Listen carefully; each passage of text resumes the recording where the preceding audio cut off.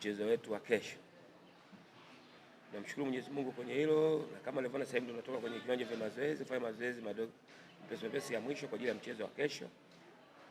Kwa ujumla wake ni kwamba mchezo wa kesho vijana wako tayari, maandalizi yameshakamilika. Kikubwa ni kusubiri siku ya kesho na vijana wakatimize wajibu wao, kwa sababu tunajua tuna mchezo mgumu, mchezo mzito, mchezo wenye kutafuta alama.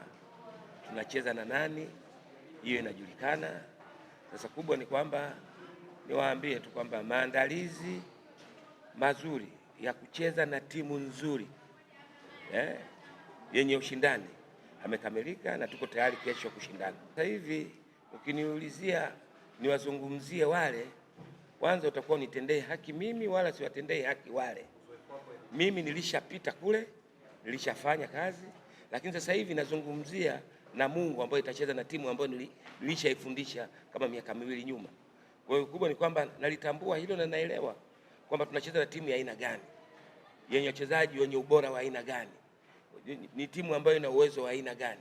Sasa kwa namna moja au nyingine kwenye hilo, hayo yote kwenye vitu vya mazoezi tumeshafanyia kazi. Kwa hiyo tuko tayari kucheza na timu nzuri kesho. Mashindano mawili tofauti, kule tulikuwa tunatafuta matokeo, huku tunatafuta alama na matokeo, ni vitu viwili tofauti. Hatuwezi kufanya vitu viwili kwa wakati mmoja. Ile limeshapita na mashindano yale yalikuwa ni knockout. Kwa sababu tuna focus kwenye ligi ambayo ndio yenye mechi nyingi including hii ya kesho. Kwa hiyo maandalizi ya kuendelea kucheza mechi ya ligi ya kutafuta alama yako vizuri, na tutahakikisha kwamba tutajitahidi kadri ya uwezo wetu kuhakikisha tunafanya vizuri na mwisho yote kupata matokeo yaliyokuwa mazuri. Alhamdulillah vijana mpaka sasa hivi tunafanya mazoezi leo hapa wako vizuri, lakini majeraha ni ya kawaida ambayo yakosekani kwenye mchezo wetu wa mpira, sio? Kwa hiyo kikubwa ni kwamba utimamu wao wa mwili na utimamu wa afya zao, tunamshukuru Mwenyezi Mungu kwenye hilo kwamba wako vizuri.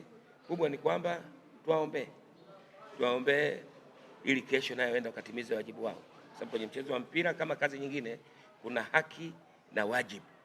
Kwa hiyo kesho wao ni haki yao kwenda kutimiza wajibu wao.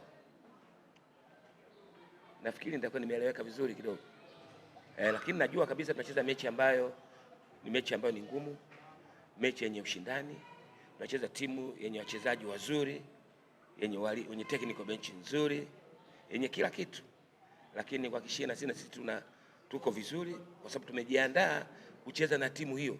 Kwa hiyo kuelewa hicho ambacho kiko mbele yetu pia peke yake ni faraja. Kwa hiyo tunaelewa kabisa kama tunacheza na timu ya aina gani na sisi tunajiandaa kucheza na timu hiyo.